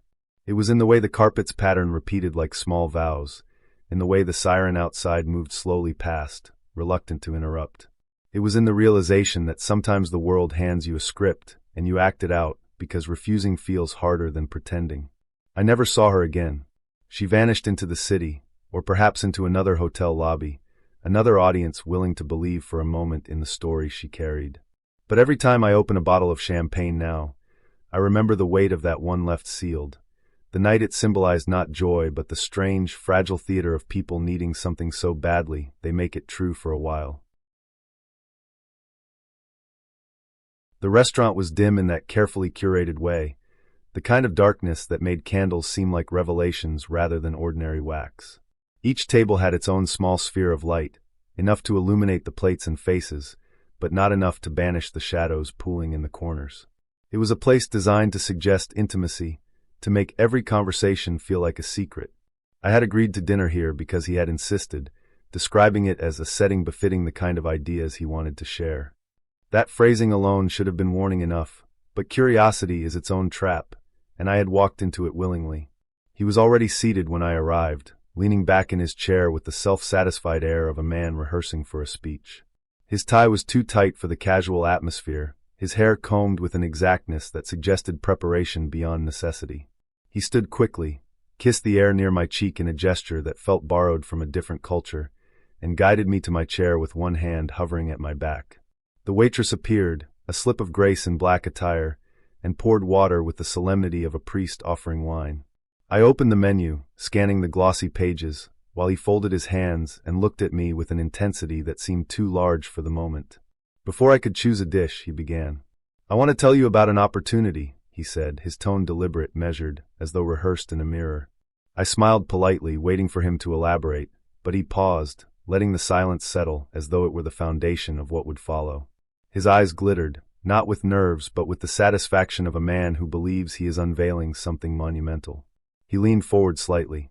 "You know how everyone talks about the miracle of life? About how bringing new life into the world is priceless." He let the words hang there, waiting for my agreement. I nodded cautiously, unsure where this was going, but unwilling to interrupt. "Well," he continued, his voice rising with enthusiasm, "what if I told you that miracle could be optimized? Monetized, even. A collaboration, a partnership, a venture of sorts. You and me. Limited time offer." I blinked, confused. The waitress reappeared briefly to take our orders, and I clung to the interruption like a life raft. Bruschetta to share, pasta for me, steak for him. When she left, he resumed without missing a beat, as though we were in the middle of a boardroom presentation rather than a dinner date. "I'm talking about fertility," he said, lowering his voice just slightly, as if revealing classified information. "Eggs, embryos, the whole enterprise. It's the future. Families are investments. Children are assets. And the demand, well, it's endless. Everyone wants a legacy. Everyone wants continuity. And here's the thing, I have the plan. I just need a partner. I stared at him, unsure whether to laugh or recoil. His face was utterly serious, his eyes bright with conviction. He reached into his jacket and produced a pamphlet, stapled unevenly, its cover decorated with stock images of smiling babies. He slid it across the table, as though handing me a contract. I picked it up, more out of politeness than interest, and flipped through. Clip art, bullet points, vague promises of returns. Words like hope, lineage, and artisanal experiences peppered the pages with all the subtlety of a sales pitch. It read less like a business plan, and more like a parody of one. Think about it, he urged, leaning closer, his voice low and insistent. You're young, healthy, intelligent. We could do something remarkable. I have access to resources, connections, and niche markets. With the right branding, we could offer families not just children, but curated experiences of parenthood. A miracle packaged and delivered. Exclusive, bespoke. The absurdity of it pressed against me, yet his conviction was unnerving. He wasn't joking. He believed every word. His hands moved as he spoke, sketching invisible charts in the air. He spoke of frozen assets, chuckling at his own pun, then launched into an explanation of scalability, as though he were pitching a tech startup rather than proposing we commodify human lives. The waitress returned with our food. She placed the bruschetta between us, the pasta steaming in front of me, the steak bleeding quietly on his plate. Her eyes flicked briefly to the pamphlet still lying on the table, and though she said nothing, the corners of her mouth tightened in the faintest suggestion of disapproval. I wanted to ask her to stay, to anchor me to something sane, but she slipped away with the efficiency of someone accustomed to overhearing too much. He cut into his steak with exaggerated precision. The beauty of it is, we don't even need to think long-term. Short contracts, immediate results. And the margins, oh, the margins are phenomenal. He looked at me expectantly, as though I should be dazzled by the numbers he hadn't actually provided. I sipped my water, buying time. My mind raced, not in panic, but in the quiet astonishment of someone realizing they've wandered into a performance they don't understand. His conviction was so complete it felt dangerous to laugh. I set down my fork carefully. You're asking me to what, exactly? Invest in your fertility venture? He smiled, triumphant, as though I had validated his vision simply by naming it. Not invest. Partner. Collaborate. We could change lives. Think of it as artisanal hope. The phrase landed heavily, absurd and eerie in equal measure. I looked at him across the candlelit table, at the pamphlet between us, at the neat stack of bread on the bruschetta plate, and felt a strange calm settle over me. There was no convincing him of the absurdity. His world was constructed on this logic, and within that world his proposal made sense. I was merely a character in his narrative, given a role without consent. I finished my pasta in silence, chewing slowly, letting him fill the air with his monologue. He spoke of scalability, branding, mentorship. He waved his knife for emphasis, the blade catching the candlelight, his enthusiasm growing with every sentence. His words flowed over me without landing, a torrent of conviction that refused to acknowledge reality. When the plates were cleared, he leaned back, satisfied. So, he said, folding his hands as though concluding a board meeting, what do you think? Will you join me? Will you make history? I smiled faintly. I think I'll have dessert. He blinked, momentarily thrown. The waitress returned, and I asked for tiramisu to go. She nodded without expression, though her eyes met mine briefly, and in that glance I sensed something, solidarity, perhaps, or pity. When the dessert arrived, boxed neatly, I stood. He remained seated, confusion flickering across his face, as though I had broken the script. I thanked him for dinner, handed him back the pamphlet, and left before he could reply. Outside, the night air was cool, grounding. The city hummed around me, indifferent to his proposal, to my refusal, to the absurdity of the evening. I walked home with the tiramisu in hand, its weight oddly comforting. In my kitchen, I ate it standing over the sink, the sweetness cutting through the residue of his words. Each bite felt like reclamation, a reminder that some things, joy, indulgence, life itself, cannot be packaged, branded, or sold. There are markets, and there are miracles. They do not share the same currency. The bar wasn't crowded, which should have been a comfort. Just a handful of couples leaning close at two tops, the low glow of pendant lamps turning every drink into a jewel. The place smelled faintly of lemon peel and varnished wood, a mixture of brightness and age. I'd chosen it because it was neutral. No history, no pretense, no chance of running into someone I knew. A safe stage for a first date. He was already there when I arrived, perched on a high stool with the posture of someone trying to look casual. He waved as if we were old friends spotting each other across a crowd. I smiled reflexively and slid onto the stool beside him. The bartender came over immediately, dropping napkins, and he ordered without hesitation 2 lemonades spiked with vodka. The choice was oddly wholesome, like something a summer camp counselor might have snuck into the mess hall. I didn't object.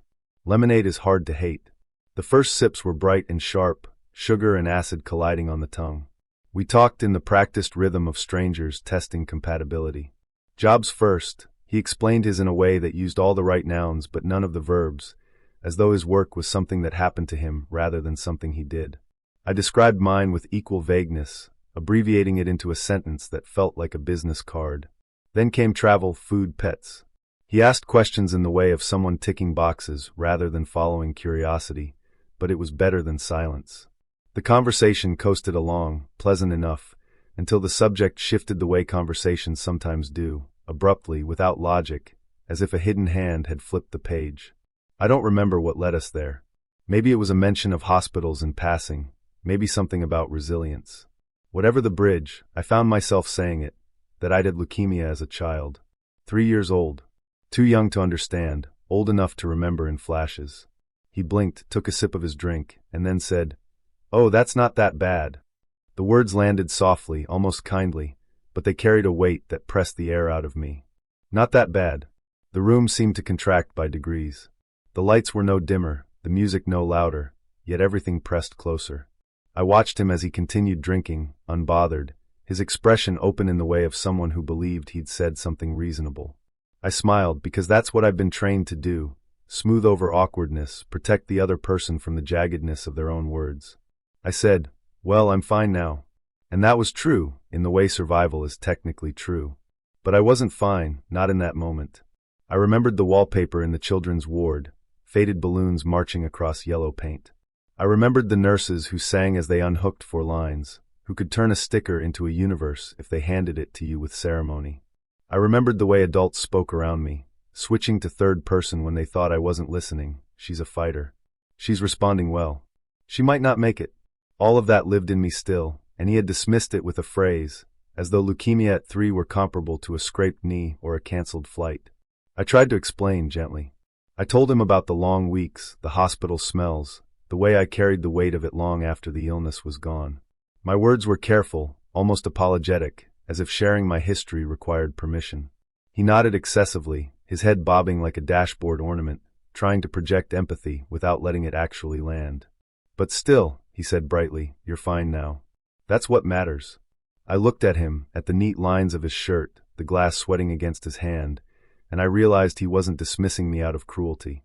He was dismissing me out of convenience. My story was untidy, and he wanted it smoothed.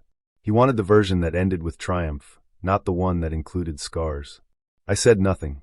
Silence stretched, heavy and obvious, until he filled it with another anecdote about his co-workers.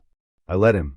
It was easier to drift back into the safe shallows of office politics than to stay in the deep water where my childhood floated like wreckage. We finished our drinks, and he asked if I wanted another. I declined. I said I had an early morning.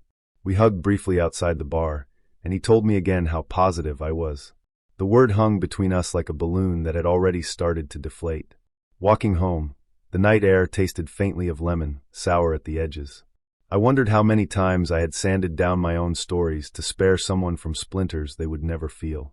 I wondered how many times I had nodded, smiled, changed the subject, because the truth was too heavy for a table built for cocktails. At home, I called my mother. I asked her about the stickers the nurses had given me, whether she still remembered. She said yes, stars, dozens of them. I used to line them up on my dresser, tiny constellations that lost their stick over time, falling like failed promises to the carpet. She said I had loved them anyway, even when they no longer clung to anything.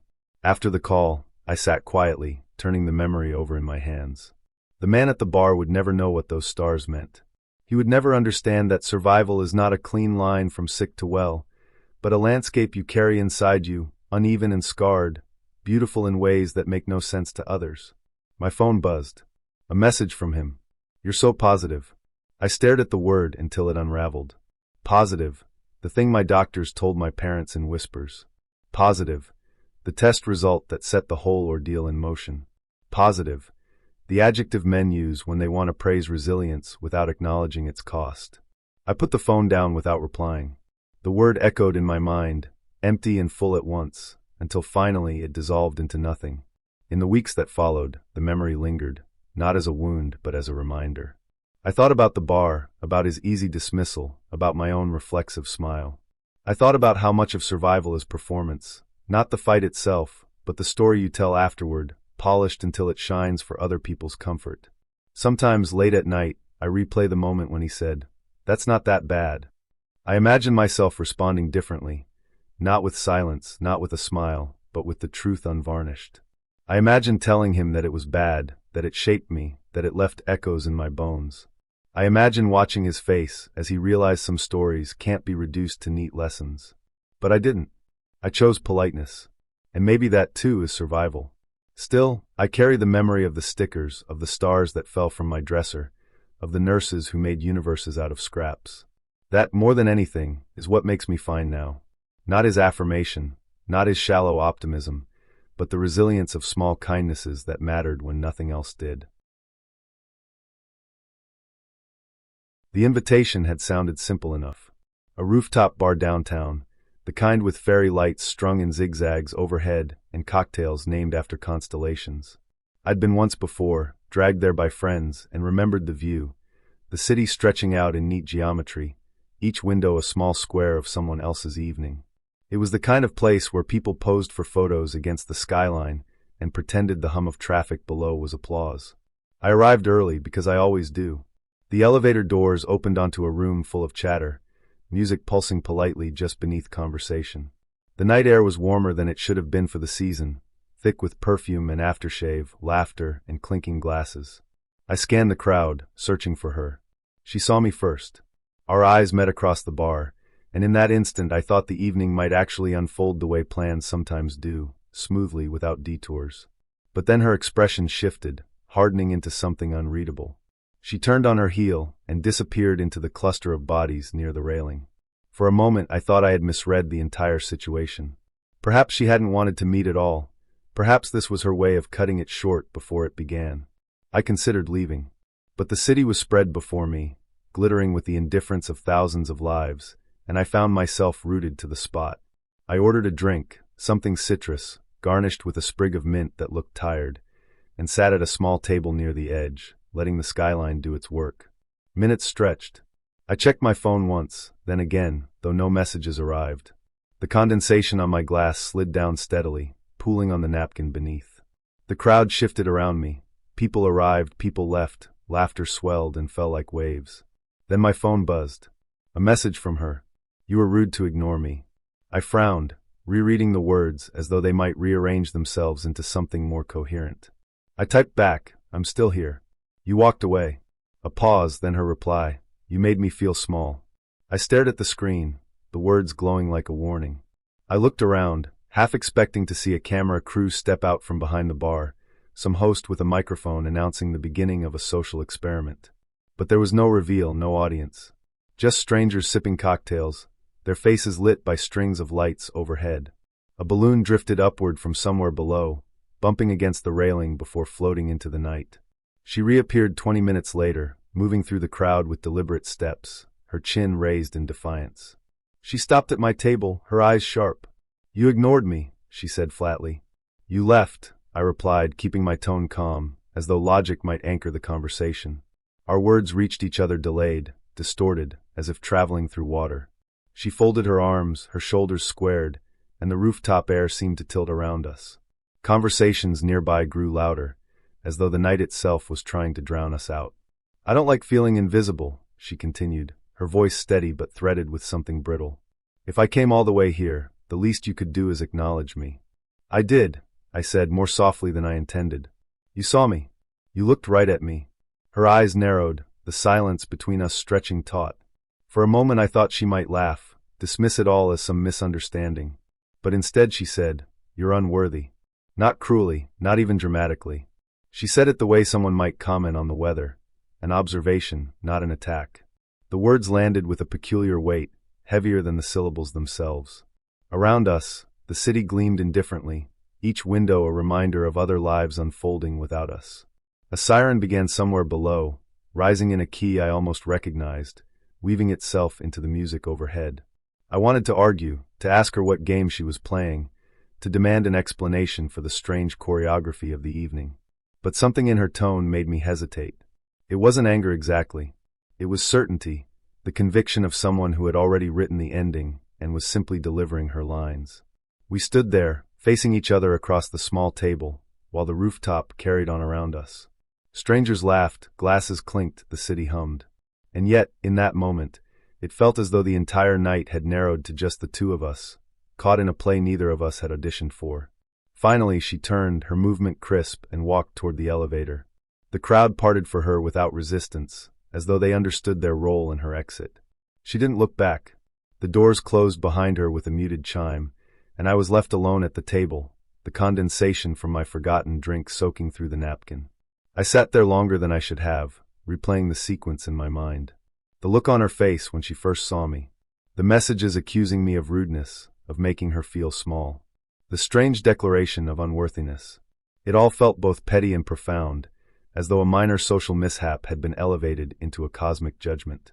Eventually, I stood, abandoning the half-empty glass, and made my way to the elevator. Inside, the mirrored walls reflected me back at myself, tired and bemused, rehearsing the expression of someone who leaves early, who lets the door swing shut without catching it. The lobby smelled faintly of lemons and endings, the cleaning staff already moving through with quiet efficiency. Outside, the city continued as if nothing had happened, which is its greatest mercy. Cars hissed past, a scooter whined down the street, a couple argued softly in the shadow of a lamppost. The world absorbed me without question, and I walked into it, grateful for its indifference. But the rooftop lingered. Not the drinks or the lights or the view, but the strangeness of her performance, the way she turned absence into accusation, the way she declared verdicts as if they were facts. It wasn't the pettiness that unsettled me. It was the way the night tilted, how quickly something ordinary became uncanny. For weeks afterward, I found myself replaying the evening in small fragments. The way she turned away at first sight, as though pulled by some invisible choreography. The text accusing me of rudeness, even as I sat waiting. The casual cruelty of "you're unworthy," spoken without heat, without hesitation. I told the story to friends, framing it as comedy. The absurdity of being scolded for existing, the surreal logic of rooftop accusations. They laughed, shaking their heads, assuring me I'd dodged something larger than I realized. And I laughed too, because that's what we do with stories that brush too close to something we can't name. We wrap them in humor so they don't unravel us. But alone, I thought about the word she chose. Unworthy. Not unattractive, not impolite, not disappointing. Unworthy.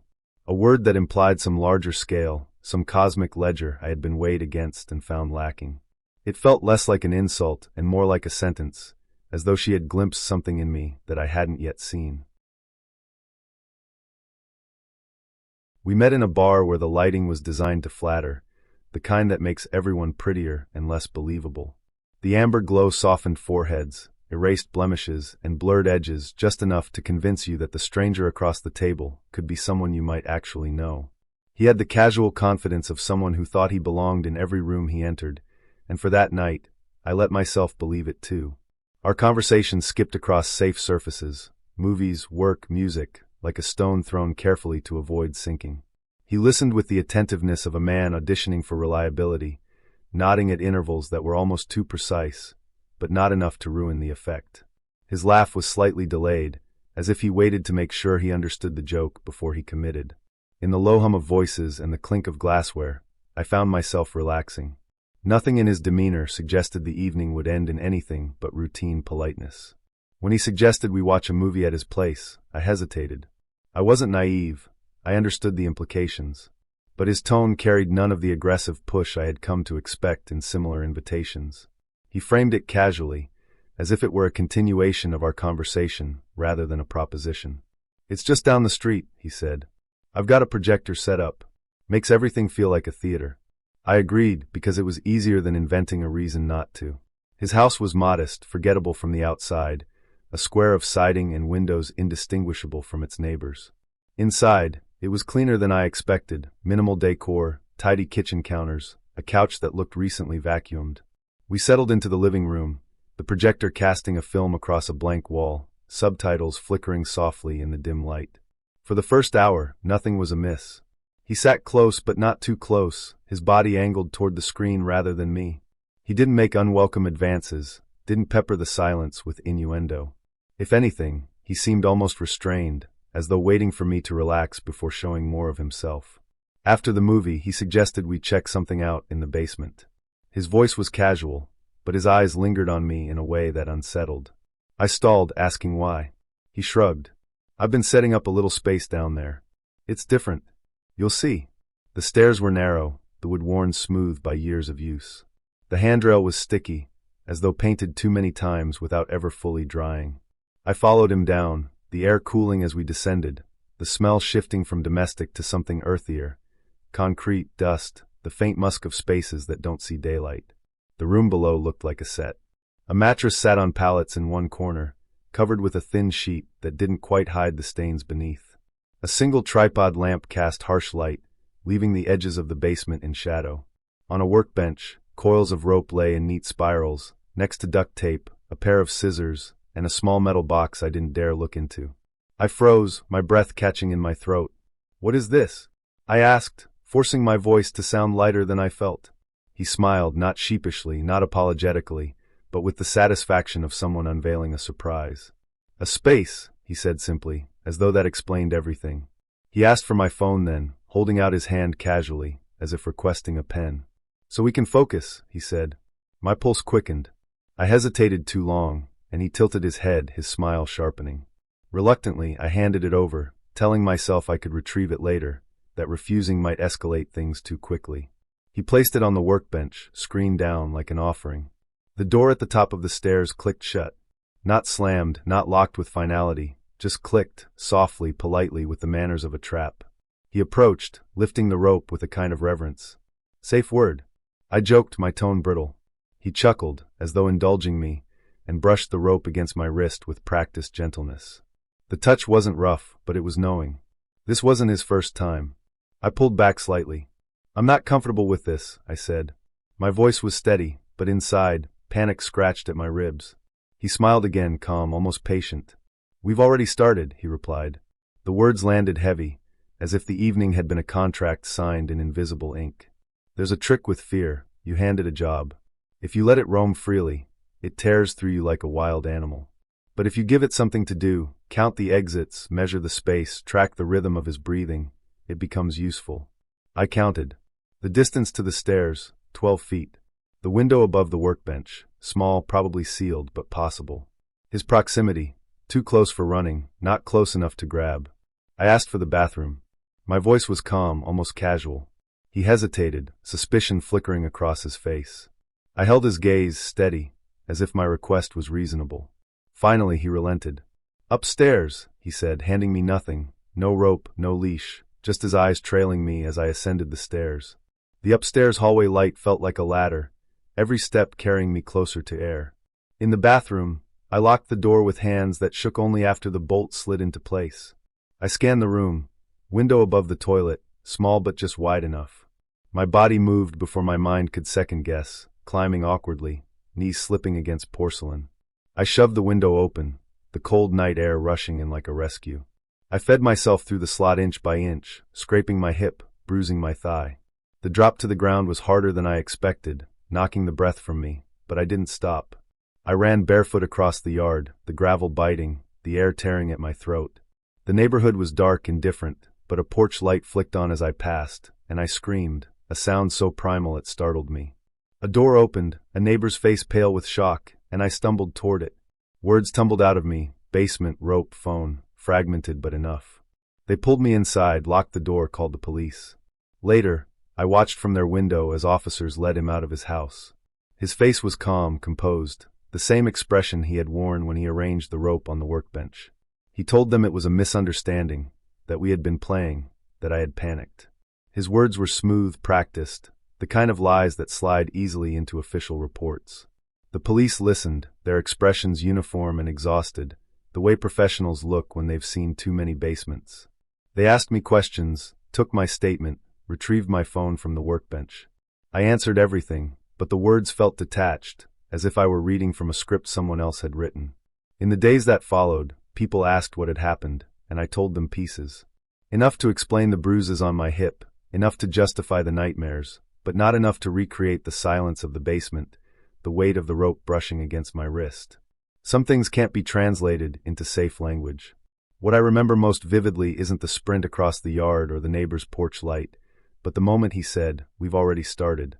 The certainty in his voice, the way he spoke as if consent were something you lost forever, once given once.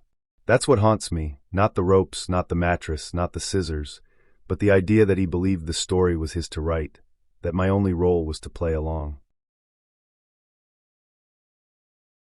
The bar was one of those places that tried to be casual, but carried just enough gloss to remind you it wanted to be taken seriously. Edison bulbs dangled overhead, glowing in filaments that hummed faintly. Chalkboard menus listed craft beers with names that sounded like inside jokes. Someone had glued the salt shakers to the tables, a prank I noticed only when I tried to shift one out of habit and found it immovable. The room buzzed with the easy laughter of strangers leaning into the promise of April. She sat across from me, a plate of nachos between us, the cheese stretched into long golden threads that broke reluctantly as we pulled them apart. Her eyes were calm, her smile steady, but when she leaned forward, I felt the atmosphere shift, as if the conversation had been waiting for this turn. "I have HSV," she said. Her voice was deliberate, unflinching, like a stone placed carefully in my hand. The words reached me just as someone at the bar let out a roar of laughter, and for a moment they collided, the roar and her calm confession, and my brain, stupidly, filed it under humor. My mouth betrayed me with a reflexive laugh, quick and sharp, before my better self could catch it. Her face closed, her smile shrinking into a small, tight line. "No," she said, softly but firmly. "It's not a bit." The sound in the room receded, as though the world wanted to give us privacy for this particular moment. I felt my stomach twist, not with disgust but with shame. My laugh still echoed between us like an unwanted guest. "I'm sorry," I said immediately, leaning forward, my words tumbling out too quickly. "I thought, April 1st, I thought maybe." Her eyes softened just slightly, but the hurt lingered. "It's not a prank," she repeated, quieter this time. I nodded, forcing myself to slow down, to let the weight of her words land properly. "Okay, thank you for telling me." She looked at me then, studying my face the way you study a map you aren't sure you can trust. I felt the need to prove myself, not with grand gestures but with steadiness. She explained carefully, with the patience of someone who had done this before. She told me about rhythms, about cycles, about red X's and green checks on her internal calendar. She told me about medication, about statistics, about how disclosure wasn't just honesty but care. Her tone was calm, matter-of-fact, but beneath it I could feel the vulnerability. This was a part of herself she couldn't tuck away, couldn't disguise with makeup or charm. She was placing it in front of me, waiting to see if I would push it back across the table or accept it. I listened. I asked questions, not the selfish kind but the practical ones. How does it work? What does it mean in practice? What should I understand?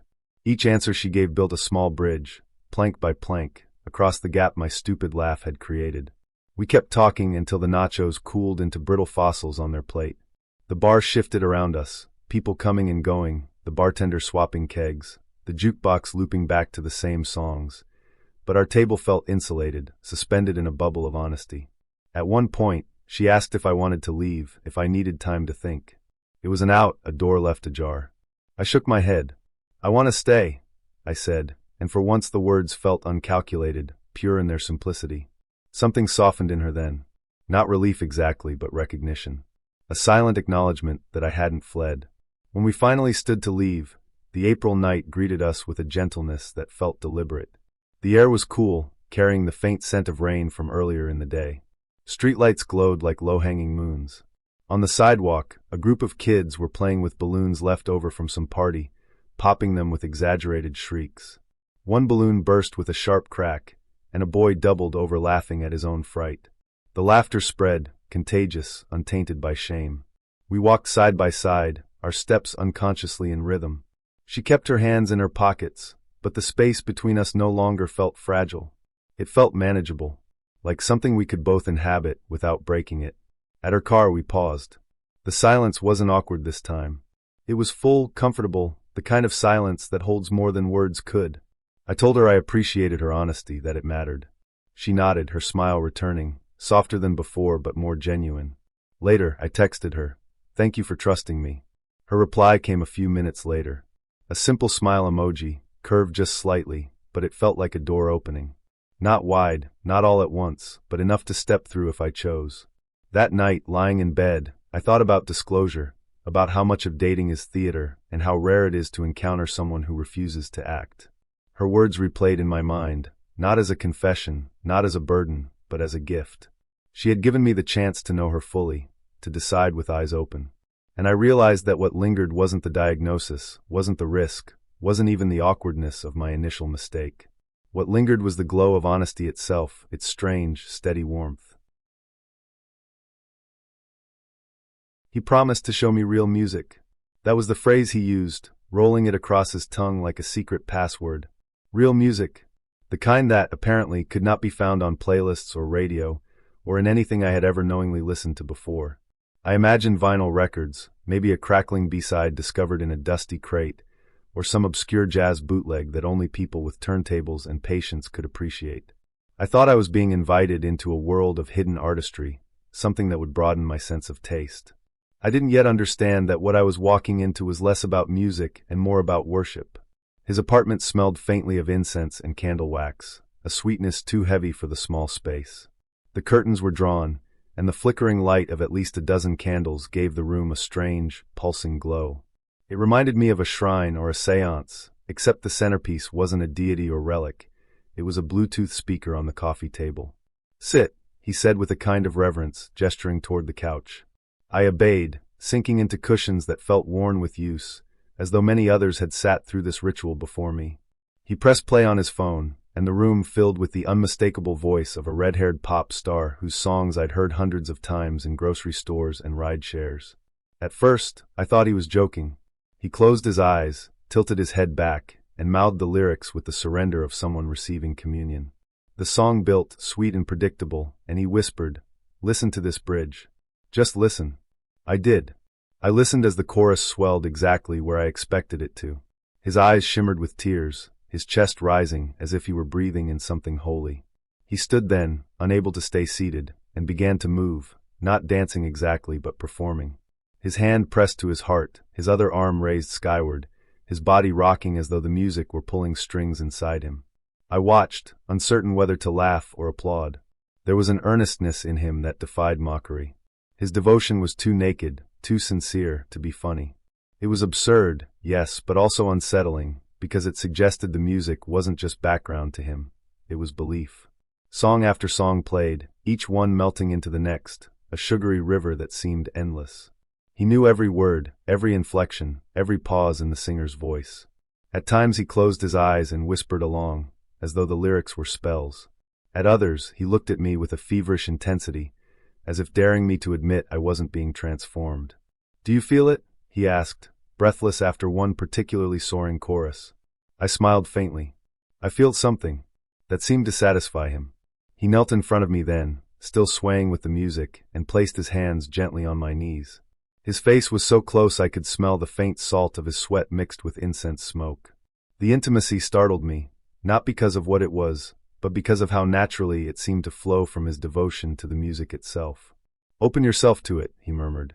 His fingers traced slow patterns on my thighs, not urgent, not demanding, but insistent in their own rhythm, keeping time with the song. It was surreal, the way he blurred the line between seduction and sermon.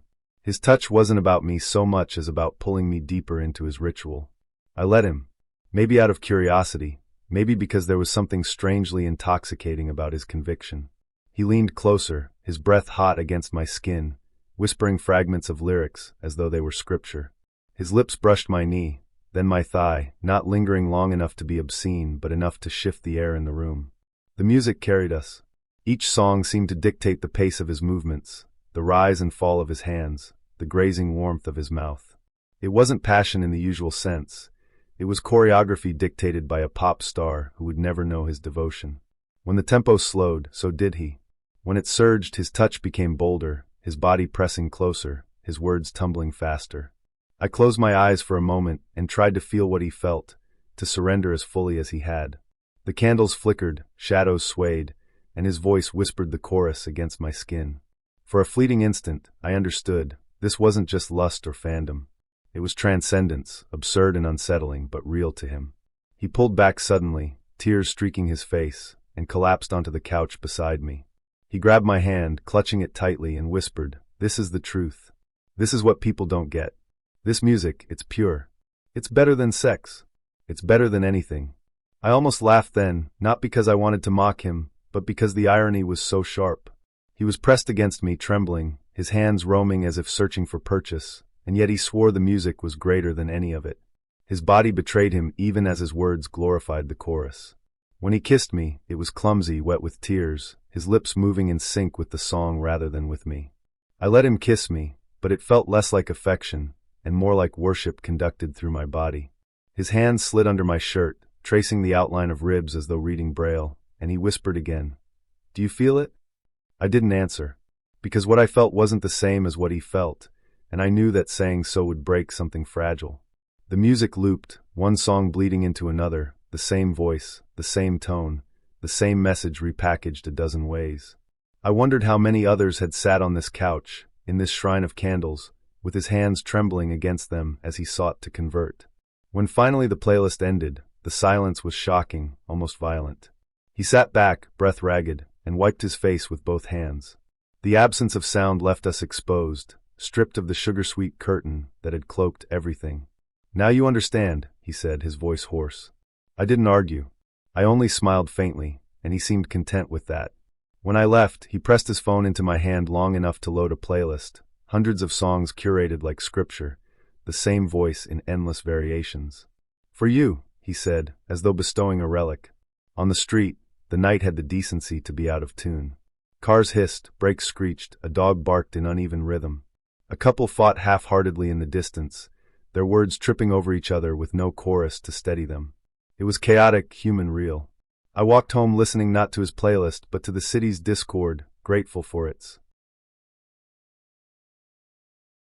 They tell me I talk too much about energy, but how can you talk too much about the only thing that's real? You can strip away money, politics, names, even flesh, and what are you left with? Vibration. Frequency. The hum beneath everything. That's what I see when I walk into a restaurant like this one, candles glowing as though they're coded beacons, the hum of refrigeration units beneath the floorboards sending out a signal everyone ignores except me. She sits across from me, polite in that way people are on first dates, nodding like she's listening, but I can tell she doesn't yet understand the magnitude of what I'm offering. I lean forward, lowering my voice so the others around us don't hear too much. Some knowledge has to be guarded, rationed carefully, otherwise you risk opening doors for people who aren't ready. I tell her about the streetlights, how the government tunes them to a frequency that interferes with the pineal gland, calcifies it, blocks higher consciousness. Most people roll their eyes at that, but she doesn't. She watches me, fork poised in midair like an antenna, and that tells me she knows. Maybe not consciously, but her body knows. She eats quietly while I speak, and quiet is respect. People don't realize that. They think silence means disinterest, but really it's resonance. Her silence means she's aligning. I tell her how I've experimented with weed, not the cheap kind, but the kind grown under specific light spectrums, and how it opens some doors while locking others. Balance, I explain, is the key. You can't just blow every circuit at once. You have to tune yourself, like a radio, until you catch the right frequency. She nods, takes another sip of her drink, and the way she swallows tells me she's absorbing not just liquid but truth. I lean closer, whispering now because there are ears everywhere, waiters, bartenders, the couple at the next table pretending to argue about wine but really logging our conversation for the data banks. I tell her molecules are tiny promises, bonds vibrating against one another, and that we are nothing but large molecules pretending to be solid. Her eyes flick briefly to her fork again, tracing the tines as though she sees the Morse code etched there. That's how the message gets through, not with words but with recognition. People call me paranoid, but paranoia is just pattern recognition in high definition. When I point to the streetlight outside the window and explain how its hum is pitched to the exact frequency of cellular disruption, she doesn't laugh. She looks, she really looks, and that's when I know she's hearing it too, even if she won't admit it yet. The check comes, And of course she tries to pay quickly, sliding her card into the folder before I can protest. Most people would think she's being polite, but I know better. She's saving me. She knows capitalism is a trap, a net woven of invisible threads that bind us the moment we participate. By paying, she's keeping me clean, sparing me the frequency of debt and transaction. I let her because generosity is part of balance, and balance always demands acceptance. We stand outside afterward, the night air vibrating with the low thrum of transformers hidden in the street lamps. I light a cigarette, not because I need it, but because fire is one of the original elements, one of the pure frequencies before they started corrupting them with LEDs and wireless signals. The ember glows the same color as the threat in the bulbs above, and I point to it, showing her the connection. She nods, her expression unreadable, but nods are always alignment. She hugs me goodbye like a doctor delivering bad news. Gentle but distant, the kind of touch meant to soften what can't really be softened. Still, I can feel her aura brushing mine, a flicker of recognition, and I know she'll think about me later, in the quiet, when the frequencies aren't so loud. She walks away, her shoulders squared as though she's shielding herself, and I watch her until she turns the corner. That's when I remember I didn't give her the pamphlet. I'd worked on it for weeks, diagrams of light spectra, charts of vibration rates, graphs showing how water molecules shift when exposed to certain words. Proof, tangible proof, the kind that converts skeptics. But maybe it's better this way. Proof can overwhelm people. Sometimes it's enough to plant the idea and let it grow like a seed, watered by the hum of the streetlights she'll notice now every time she walks home. I take one last drag of the cigarette, flick the ember into the gutter, and watch it flare before dying. Balance. That's what it always comes back to. People think I talk too much about energy, but energy is the only thing that talks back. She told me before we met that she loved cats, but people say that so often it barely registers. Loving cats is like loving coffee or the beach. It feels universal, unremarkable. But when she stepped into my apartment and crouched to greet Theo and Peaches, I realized she hadn't been exaggerating. She dropped to the floor without hesitation, knees bent, palms out, eyes wide. She didn't coo or make noises. She simply waited, still as a stone, letting them approach on their own terms. Theo, dignified as always, gave her the slow, appraising blink of a monarch deciding whether to accept an emissary. Peaches, predictably, hurled herself into her lap within seconds, a little gremlin desperate for affection. The woman, her name was Miranda, laughed, not the high, forced laugh of someone trying to endear themselves, but a low, genuine sound, rich and unself-conscious. She stroked Peach's fur with both hands, whispering something inaudible, her face softening in a way that felt almost private. For the next hour, she existed entirely on the floor. I offered her a drink, a seat on the couch, but she waved me off. "I'm fine here," she said, as Theo finally patted closer, permitting her to scratch under his chin. Watching her, I felt oddly displaced, as though I were the guest in my own apartment and she the host. The new kitten, still unnamed, a recent rescue with oversized ears and a tentative gait, emerged cautiously from under the chair. Miranda's eyes widened as though she'd spotted a miracle. She lowered herself until her cheek almost touched the carpet, extending a single hand. The kitten sniffed, hesitated, then pressed its tiny head into her palm. She gasped softly, and I realized it wasn't a gasp of surprise but recognition, as though something inevitable had finally occurred. She scooped him up gently, cradling him against her chest. He relaxed almost immediately, a limp noodle of trust, purring faintly. Miranda rocked him slightly, her expression shifting from joy to something stranger, an intensity that unsettled me. "He wants to come with me," she said suddenly. I blinked. "Excuse me?" "He's telling me," she continued, stroking his fur with deliberate slowness. "He's choosing me." I laughed awkwardly, assuming she was joking. "He lives here," I reminded her, reaching out my hand as though she might hand him back like a borrowed object. But she held him tighter, her grip protective, almost possessive. Her eyes flicked to mine, and for the first time that evening, I saw a shadow of something harder beneath her warmth. "I thought you were letting me adopt him," she said, her tone steady but edged. "No," I said carefully, my voice calm but firm. "That was never the plan." The air in the room cooled by an imperceptible degree. The hum of the refrigerator grew louder, the ticking of the clock sharper. She continued to rock the kitten, who looked at me over her shoulder with wide, unbothered eyes. "Look at him," she insisted, her voice rising slightly. "He's so calm with me. He knows." "He's calm with everyone," I replied. He's a kitten. She frowned, her mouth tightening. For a long moment, we held each other's gaze across the room, the kitten cradled like contraband between us. It felt absurd, almost comedic, and yet the seriousness in her posture made laughter impossible. Finally, she loosened her grip. With a ceremonial slowness, she extended the kitten toward me.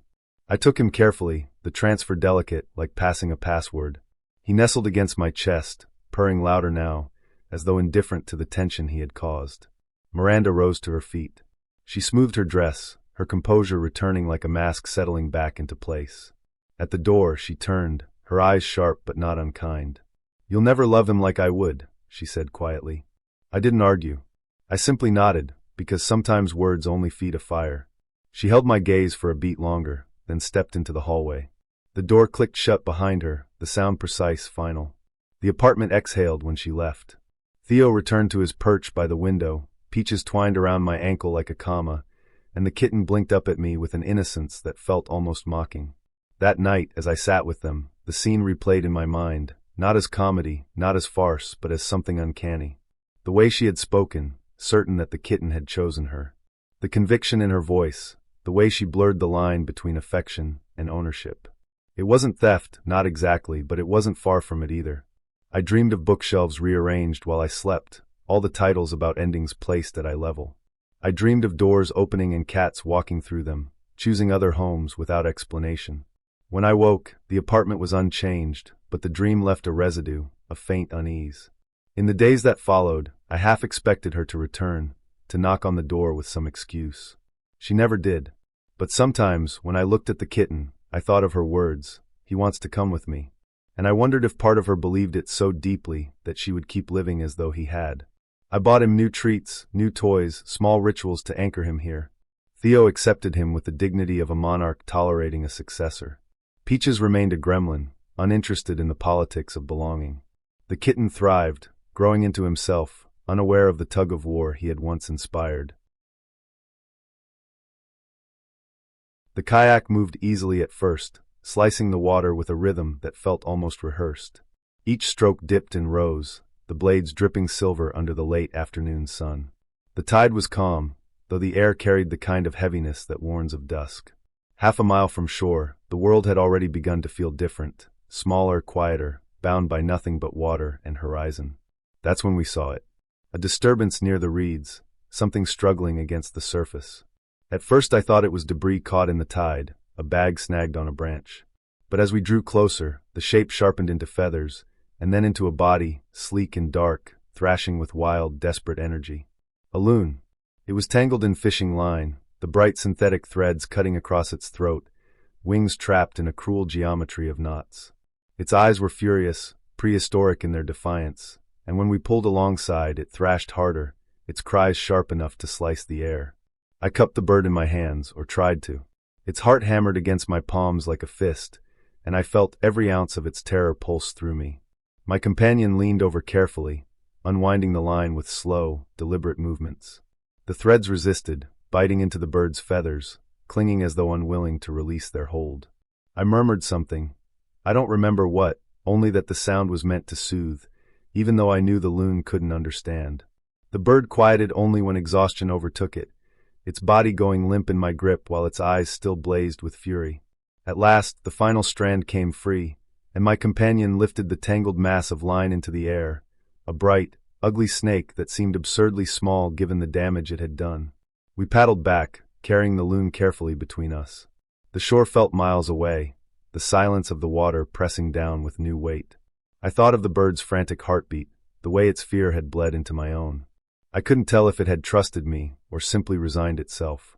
On the beach, the rehabilitators met us. They wore heavy gloves and the calm of people who had seen too much and kept going anyway. They took the loon gently, speaking to it in low, steady tones, their movements efficient but kind. "You did right," one of them said, glancing at us. Their words landed with warmth, but also distance. Doing right didn't erase the image of the fishing line cutting into flesh, the panic in the bird's eyes. We watched them carry it away, the loon's head twitching weakly, its cry reduced to a low rasp. When they disappeared into their building, we stood for a moment longer, listening to the waves lap against the sand. The sky had begun to bruise, streaked purple and gray. The walk back to the car was quiet. Neither of us spoke, though I could feel the weight of what we'd just witnessed pressing between us. We passed a half-built sandcastle, its towers slumping under the tide, abandoned mid-construction. It looked like something half-remembered, undone by time and neglect. "Coffee?" he asked finally, his voice careful, as though speaking too loudly might break the fragile silence. I shook my head. "Not tonight." He nodded, and that was the end of it. We parted at the parking lot with a nod. No hug, no kiss, no suggestion of a second date. The loon had changed the shape of the evening, turned what was supposed to be light and flirtatious into something heavy, almost ceremonial. That night, I lay awake with the sound of the loon's cry echoing in my head. It was a sound both wild and human, an animal sound that spoke of pain but carried something deeper, something older. I dreamed of fishing line, of invisible threads looping around my own throat, binding my arms until I could no longer move. I woke with my hands clenched, my chest tight. The rehabilitators never told us what happened after. Maybe the loon survived. Maybe it didn't. Either way, its heart had beaten against mine, and that was enough to make it unforgettable. Some dates end with laughter, others with disappointment, some with sex. This one ended with silence and a bird's furious heartbeat, and somehow that felt truer than anything else could have. My name is Tinderley. At roll call, teachers pause like they're tasting the syllables for the first time, stretching them across their tongues as though pronunciation alone might save me. Kids don't bother with that much care. They call me Swipe, Matchbox app. They hum fake notification sounds when I walk by. The names sting less than the silence that follows, the heavy reminder that my name is a monument to decisions I had no part in. Mom says she named me after destiny. A spark, she tells people at parties, glass of wine in hand. A spark that started everything. She smiles when she says it, proud and wistful at the same time, like she thinks the story is romantic. Dad never explains. He doesn't say much at all anymore, except in the birthday cards he mails from a different city, signed with a scrawl that looks more like apology than love. At school on career day, the other kids bring props. Plastic stethoscopes, firefighter helmets, clipboards. I bring a shoebox full of red flags. Each one is a square of construction paper taped to a stick, and when I set the box on my desk, the class titters. But I stand anyway, lifting one flag after another, explaining how my name taught me early to notice things. Red flags are warnings, I tell them. Patterns you learn to see before they swallow you. The teacher forces a smile, her eyes darting to the clock. The guidance counselor calls me resilient. That's what adults always say when they've broken something they can't fix. Resilient is code for we left you out in the rain and you're still standing. She pats my shoulder, soft and careful, like she's worried I'll crack if she presses too hard. At home, Mom scrolls through her phone while dinner burns on the stove. I've seen her dating profile. Not on purpose, but once when she left it open, glowing on the counter like a confession. She still uses photos from when she was younger, filters smudging out the years. Her bio reads, "Proud mom. Believer in sparks." Sometimes I wonder if she swipes past men who might remember me, who might recognize the name. Above the sink hangs a photo from when I was a toddler, both my parents crouched on either side of me, their smiles bright, the world filtered into a sunset so unreal it could only have been digitally conjured. Mom says that picture was taken the day they matched, that fate arranged it all. The algorithm brought us together, she says, and her eyes shine like she still believes it. I once asked her if fate has a customer service line, someone you can call when things go wrong. She laughed at first, but then she looked at the sink with an expression I didn't recognize, like a horizon she couldn't reach. By 12, I learned to rename myself. Not legally, not in any way that shows up on paperwork. Paperwork likes permanence, likes to remind you of the past. But in secret, in art class, I sign my drawings with another word. A verb. A name that doesn't pin me to an app, that doesn't echo with laughter from kids in hallways. I keep that name tucked away like a country of my own, small and fragile, but mine. I start imagining museums. Exhibits titled almost Swipe Right History, The Children of Sparks. Notes from boys who liked my laugh but not my laugh lines, from girls who said they admired my mind but not my opinions. Glass cases filled with screenshots, arranged like fossils. In one room, a docent explains how we cultivate girls to host discomfort like a guest we're obligated to feed. In another, a looping video of faces swiping, swiping, swiping, never stopping to ask who might be born of those gestures. One afternoon, I tell a friend about my name. She laughs at first, then stops when she sees my face. That's cruel, she says. I want to tell her it's not cruelty exactly. It's longing, dressed up as romance. My mother thought she was naming me after fire. She didn't realize she was naming me after kindling. When I'm older, maybe 16, Mom will tell me again about that night. About how she matched with Dad, how they messaged for days, how they stayed up until sunrise talking about everything and nothing. She'll say it was electric, like touching a socket. She'll say naming me Tinderlay was proof that their spark became something living. I'll nod, because I'm good at the choreography of politeness. But inside, I'll be thinking about how sparks are beautiful only for a second before they vanish, leaving smoke and dark behind. Until then, I practice choosing myself. Small acts, like saying no when someone asks for my homework, or yes when I want something but feel afraid to ask. It feels awkward, earnest, like learning to whistle. But one day, I think, it will sound like music. At night, I stand at my bedroom window and look at the stars. I wonder how many of them are dead already, their light still traveling here long after they burned out. Sparks, I realize, don't last. But constellations, those are stories we choose to keep, no matter how much time passes. 3:47 p.m., text from Marina. Model, allegedly, though I only knew that from the way she said it, not from anything I'd seen. Leave work early?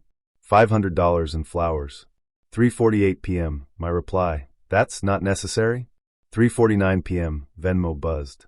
Plus $500. Note, Rose. 4:11 p.m., doorbell rang. She stood there with the kind of energy that filled space without asking permission. The peonies in her hand were a shade of pink so exaggerated it felt impossible, like someone had adjusted the saturation on reality.